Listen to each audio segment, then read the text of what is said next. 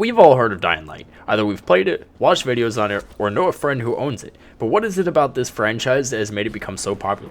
Is it the zombies, the parkour, or is it the fact that the world has been crafted for us to explore from the minute we start playing the game? To understand how we got here, we must understand where it began. Back in 2013, Techland revealed Dying Light, a follow-up to their massively successful zombie franchise, Dead Island. Its original launch was scheduled for May 2014, but internal issues led to it being delayed until February 2015. I remember getting super excited for this game's release as I had sunk hundreds of hours into the previous games, and I knew that Dying Light would crank it up to an entirely new level. We all saw the trailer. Open world, zombies, crafting, parkour, you name it, it had it. When it released, I stayed up all night playing. I didn't want to put the controller down because the world they had crafted was so beautiful.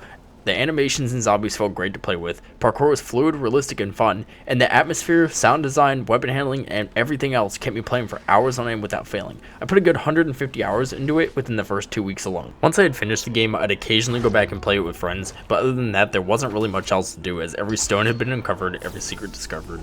Each and every zombie had been seen, and so I laid the game to rest. That is until 2016 when the following DLC had been released, and I had picked it up once again to continue slaying the undead. It was a breath of fresh air, quite literally, as the map was open with fields now, and smaller towns spread across the landscape.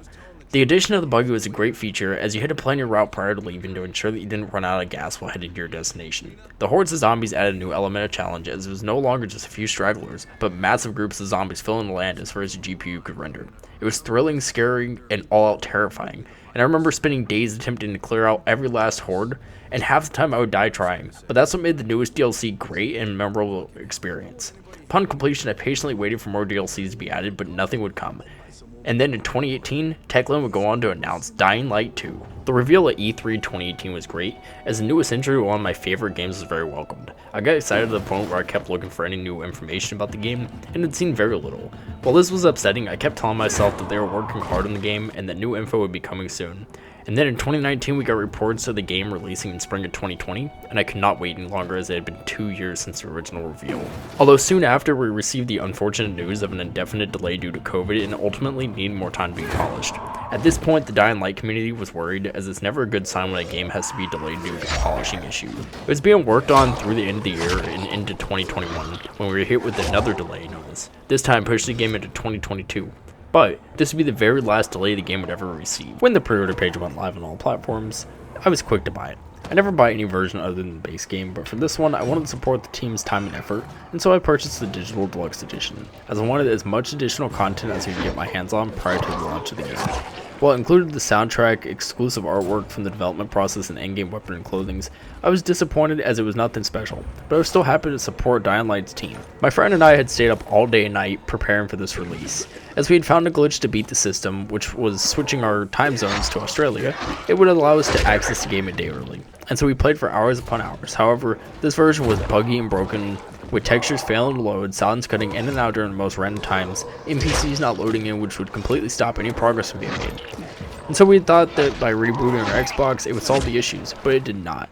None of the problems were fixed, and after all of the troubles, we decided to just wait until the official North America launch to see if the day one patch would fix our issues. But again, we were let down as it solved nothing.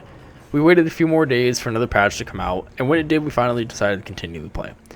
The game was great up until the point when it wasn't anymore. As more bugs and glitches had been ran into, we were thrown across the map, into the sky, killed by air, and wires that we needed for the electrical substations were completely missing or just simply broken. The AI glitched out mid-sentence, preventing us from talking with them, and all in all, the game was fun, but it was just really annoying at times as we had to restart missions many times in a row in order to progress. With all that being said, I don't want anybody to think that this review is just me trashing the hardware the developers put into the game, while it's simply not the case. I do think the game launched in an unplayable state, but I must admit it was also some of the most fun I've ever had in a very long time with the game's pre-day one patch. We used the grappling hook to quite literally break the game, getting out of the map in multiple areas which have now been patched, and climbing to the top of the buildings with the grappling hook, which again has now been patched.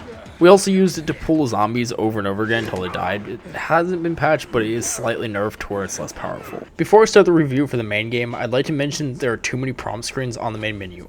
I'd also like to mention that Xbox achievements are completely broken, as you cannot unlock them even 6 months after launch. However, this seems to be isolated, as I'm not having the same problem while playing on PC. For this review, I'm running the game on an RTX 3080 with the settings cranked up to their maximum preset.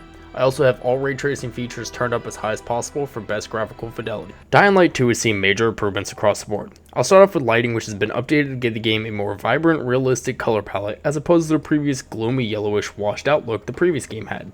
The other major changes to the dust particles that were previously present are no longer a thing, which makes it slightly easier for lower end hardware to run the game, and while added to the atmosphere, I appreciate being removed. Shadows were also significantly improved as they now look amazing, and the inclusion of ray tracing is also very welcoming as it adds another layer of realism to the game, making the shadows darker where they should be and allowing rays of the sun to pour through the windows. However, the main character's shadow does look god-awful as it does not change with each outfit you wear and you always look bald. As for the grass and trees, they've been slightly downgraded to allow for denser forests to be added. The ground and building textures have seen a slight upgrade, but they still fall short of being visually appealing, as a vast majority of the textures look as if though they were pulled straight from the original. As for the skyboxes used, they've been improved significantly, offering a much more visually appealing atmosphere. And finally, the character models, which have also seen a fidelity upgrade. This is a huge step in the right direction as they no longer look like sad sacks of skin that were waiting for their expiration date. Effects such as explosion, smoke, and other unknown liquid that spews from the undead have seen an upgrade as well, and now look on par for a game that was released this year. I'm in no way saying they look bad in the original, as they did not, but you can tell the VFX team put a lot of time and work into making them visually appealing for the sequel. On the topic of zombies and raiders, there's only 15 different zombie models, and this is rather strange as they are one of the main focus points of this game. And while they don't all look the same, they sure do act the same, and at launch they were easy to overpower as the difficulty did not scale with your level. But this changed in update 1.03 as you can now no longer massacre large groups in seconds. This was a much needed change as once you got strong enough with either weapons or abilities, nothing stood in your way, causing burnout for many high level players. The Raider AI has also seen an update recently, as at launch they would dodge literally every attack you sent. This mostly applied to the melee and crossbow combat, as the dropkick move was a 100% hit rate every time. The crossbow raiders, who were severely overpowered at launch and could stop any attack regardless of what it was, has now been nerfed to allow for more fair fight. But other than those small changes, they haven't really seen much improvement on either side. If you see a group of peacekeepers fighting zombies, steer clear of them as they target you even with the slightest tap on accident. There are a lot of characters that you'll meet while playing Dying Light 2, but let's start off with Aiden. He is by no means a terrible protagonist, but does feel like a huge step down in terms of quality from Crane.